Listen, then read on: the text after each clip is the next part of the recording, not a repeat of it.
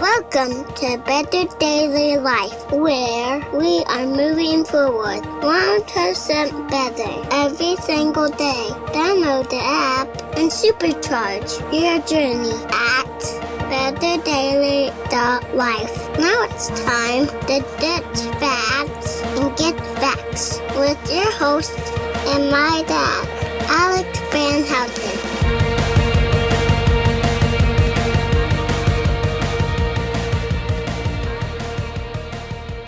What is up, Betterment family? This is Alex Van Houten in Better Daily Live. Happy Friday. It is Flex Friday, and today I'm going to help you on your betterment journey by helping you in your workout program. And today we're going to talk about hydration and dehydration and how that affects your workouts. Good morning, KT. Thanks for joining me this morning. Good morning, Leslie.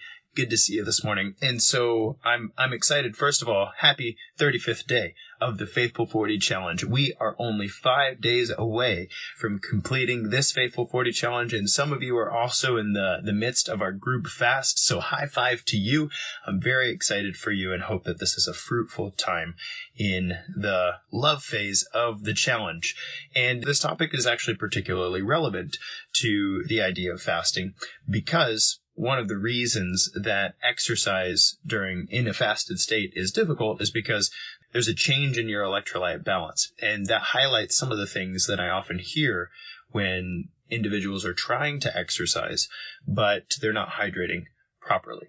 So let's walk through this together. First of all, there are several different electrolytes, and today I'm going to focus on three specifically. I'm going to talk about sodium, I'm going to talk about calcium, I'm going to talk about magnesium. So these electrolytes in your body, they're not just like so you can sweat them out. That's a thing I hear very commonly, actually, is like, oh, I'm sweating, and so I need to replenish my electrolytes so I can sweat more of them out. You need to know that your body exists in a very careful balance of molecular compounds. It's actually like the more you learn about the body, the more you're just blown away by how cool it is, how complicated things can be, and how cool of a mechanism it is moving. Like there's just so many things happening right now that you're not even thinking about. Right? So let's do an object lesson real quick. So everybody show me your pointer finger. And so that here's your pointer finger. And you're gonna flex your pointer finger down. And then you're gonna point your pointer finger up. Like that. So we flex and then we unflex. Try again, Alex. Extend. That's the word.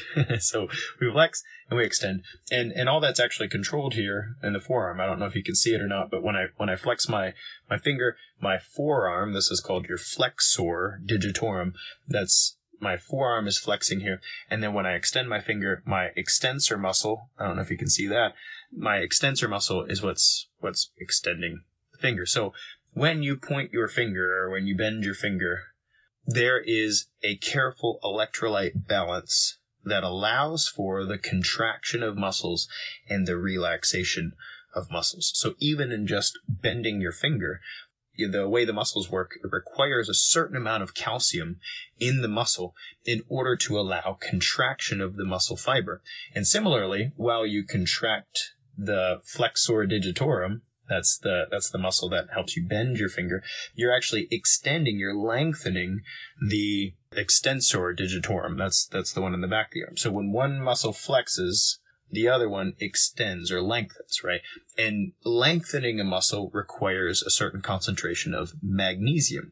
So if your calcium and your magnesium balance is, we could say, askew or suboptimal, let's say you're dehydrated. Dehydrated doesn't just mean you're out of water. It also means that your electrolyte balance isn't proper. If you're dehydrated, it will change the way that your muscles extend and contract in relationship to each other.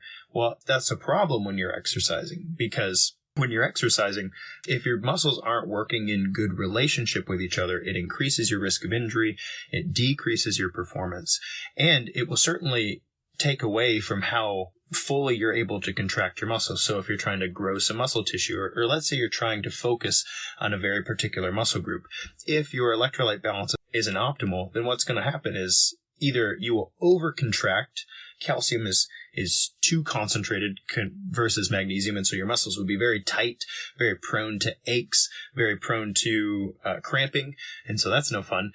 Or if in the other direction, it's usually not the case in our day, but let's say it's in the other direction, you have an overconcentration of magnesium and lower calcium, what's going to happen is your muscles won't be nearly as strong. They won't be able to contract fully because, well, they're in a more relaxed state. So I don't intend to harp on calcium and magnesium specifically here, but what I want you to understand is that all of your electrolytes exist in a balance, and they are constantly affecting so many different things in the body. The other thing I wanted to mention here was sodium. So sodium gets a bad rap very often because our culture tends to wrestle with high blood pressure. And high blood pressure is when your heart pumps, right? And your arteries are supposed to relax to let the blood through.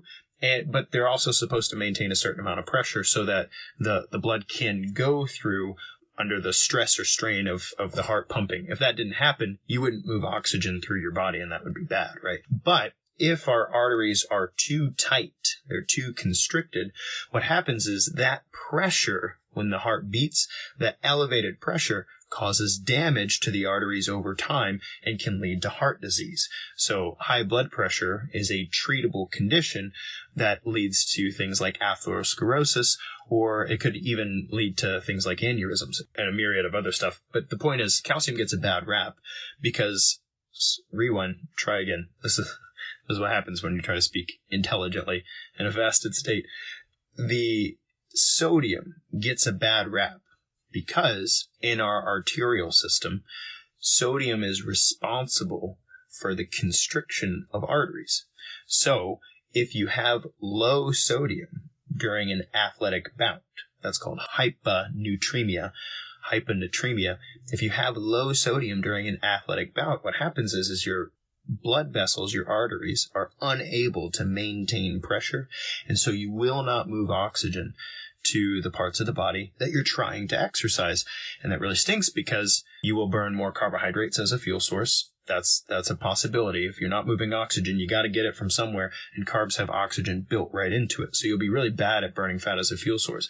Similar, you'll probably feel like garbage during your workout. If you look up the symptoms of hyponatremia, it's like dizziness, confusion, brain fog, faintness, fatigue, right? So I'll hear people say things like, I get really tired during my workouts, and oftentimes they're thinking, oh, I'm not getting enough energy, I need to eat more food, maybe I need to improve my pre-workout ritual, maybe I'm not getting enough rest, when sometimes it's very simply, you don't have enough sodium in your bloodstream, and that can make a difference for you. And the reason I bring this up is because whenever I ask my clients, or even just our audience at large, tell me about your hydration. How's that going for you? They'll say, oh, I drink plenty of water. and that's good. Don't get me wrong. Drinking water is fantastic. However, if you are, let's say, trying to eat a little cleaner, you're eating less processed foods, right? You're decreasing the amount of condiments you're using on a regular basis. You're trying to be careful about some of your seasonings and stuff. When you start decreasing the sources of electrolytes in your diet, and you increase the amount of water that you're drinking, it will dilute the electrolytes. And it's important that you replenish them. And this is particularly important if you're taking medications that will interrupt your electrolyte balance. If you're on high blood pressure medication, if you're on beta blockers, there are a few different kidney and liver medications that are out there, and even some immune system medications and psychiatric medications. All of those things can interrupt your electrolyte balance. I know one in particular. It's a case study on one in particular. It's not a normal thing for this particular medication to do this to people, but I know an anti-inflammatory medication that severely depleted potassium in a person that I know. And potassium is one of those electrolytes. If it's depleted, you know it because, well, you don't know that that's what's happening, but the entire system just goes nuts, man. You can enter an acute state of psychosis if your potassium is too low. And so when we talk about hydration, I oftentimes find myself telling my client, look, drinking water is great. Keep doing that. I don't want you to be thirsty all the time. I want you to supply your tissues with enough fluid, right? And water is important for moving through the system and giving the body the ability to extract the toxins and metabolites that are produced so that you can urinate them and sweat them out and all that stuff. So drink water by all means. You're like 65 to 70% water at any given time. Anyway, you need to keep replenishing that. However, make sure that you're getting an adequate amount of electrolytes. There are a bunch of different ways to do that. Personally, I eat a relatively clean diet in my life and when I say clean, I mean, I'm not eating a lot of processed foods. A lot of processed foods are going to have, your hyper-processed foods are super high in sodium. Like you can go to the pantry, pick out anything that's shelf stable and just look at the sodium content.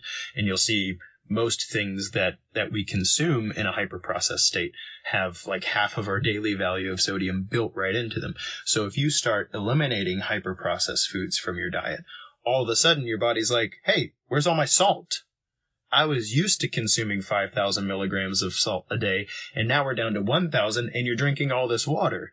So you get to feel low energy. That's not good, because you're going to feel hungry. You're going to feel like you need to get more energy in your system, and that's not what you need. What you need is to salt your food a little bit, right? Or replenish those electrolytes in a different way. So I'm often asked, what are good sources of electrolytes?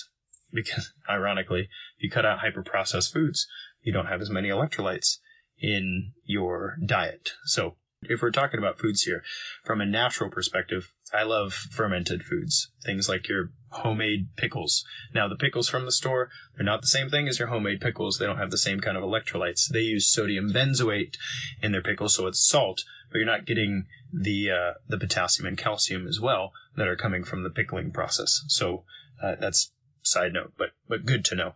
But your fermented foods, things like kefir, things like kimchi, that's your fermented cabbage, those are great sources of electrolytes. I know some athletes around here who like to drink pickle juice. I don't like pickles that much, so I wouldn't be drinking pickle juice personally, but they do that, and that's a thing. And Gatorade actually came out with a new line recently that I like. They had the when I say electrolytes, they're like, do you mean like Gatorade? So the original line of Gatorade had a significant amount of sugar in it. Great source of electrolytes, but significant amount of sugar. And many of the people that I'm working with, they have trouble with sugar regulation anyway. So it's not a good source of electrolytes to add 60 grams of sugar to you. The reason Gatorade did that is because they were supplying sugar to elite athletes who needed 60 grams of sugar with their electrolytes. So then they came out with Gatorade Zero. I generally don't recommend that either. It's electrolytes plus a whole bunch of artificial sweeteners and stuff. Tends to tear people's stomachs up, myself included. And so I generally don't recommend that either. But they just came out with a new line called Gatorade Hydrate, or it might be Real Hydration. Anyway, it's in the middle. They use stevia and natural flavors as a way of flavoring the thing, but they also have their line of electrolytes. And that's cool. If you don't have any other way of doing things, that's not a bad way to do things without all the sugar and without all the artificial sweeteners. But also there are great electrolyte supplements in the world. So Noon puts out a tablet. That's what we use for Gabriel's soccer practice and stuff. We just drop a tablet in there, and it's not, too sugary, and it's not got a whole bunch of other stuff in it. So it's a great source of electrolytes. I personally use Generation UCAN. UCAN is a company that hydrates endurance athletes, and they do a great job with it. I love their stuff. But you can also, if you suspect you're a little low in salt, or maybe you're on a medication that's lowering your salt and you're not getting a lot from your diet, you can also just add a little salt to your water, add a little extra salt to your food. I know it goes against conventional wisdom, but the point here is when we hydrate for our exercise, it's not just water. It's important to make sure that we feed our body the electrolytes that it needs to keep things in balance. And this can affect everything from the way our muscles work, even in flexing our fingers and extending our fingers, all the way down to how we feel during exercise or activity. And I bring this up specifically, I was thinking about it because I had a group of guys together for launching this group fast in our community. And one guy was talking about, I'm really concerned about working construction while fasting. And so we talked about that a bit. But one of the things that I told him that he didn't know was you're drinking a lot of water right now, because water is a necessary ingredient in beta oxidation. So when your body switches from burning carbs, stored glycogen, to fats almost exclusively, then there's a significant amount of water involved in that process. So you're drinking a lot of water. But if you're not eating, you're also not resupplying the electrolytes necessary. And so you can add some salt to your water. And he was just blown away by that. He's like, oh, okay. And it's made a difference for him. He feels less faint. So that's very good. Leslie asks, not table salt? That's a good question. All table salt's going to have sodium in it. The question is it sodium iodide or sodium chloride? And every salt company is a little bit different. I actually tried last night to look up Morton. Morton is the company I bought my salt from recently. I actually tried to look up how much sodium iodide versus sodium chloride was in my salt, and I didn't get a good answer. So generally, when we're talking electrolytes, sodium is one of the key ones. Calcium and magnesium are other key ones that you're probably getting from your protein sources.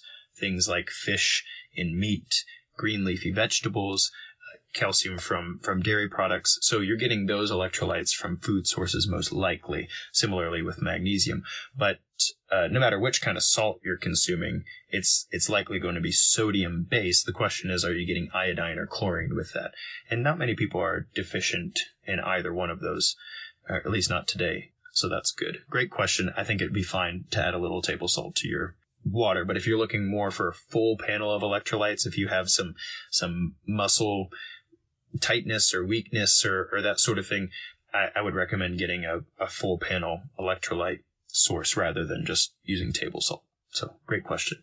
I hope this is helpful to you. I hope this gets your gears turning about hydration prior and during your workout program. It's not just a water thing. We're supplying the body with the electrolytes required to maintain balance and get good performance out of ourselves, also feeling great and supporting our blood pressure while we're doing it. So, guys, this has been Alex Van Houten on Flex Friday in Better Daily Live. Thank you so much for joining me. I'm so excited for Mindset Monday next week and concluding an awesome Faithful 40 challenge with you. Until then, though, it's just 1%. You got this.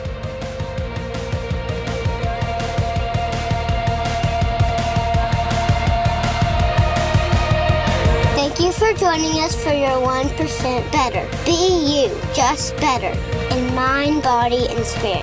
Go to betterdaily.life, download our app, and check out our 5-star coaching resources. We all have a cross to carry. It's lighter when we do it together. Go to betterdaily.life today.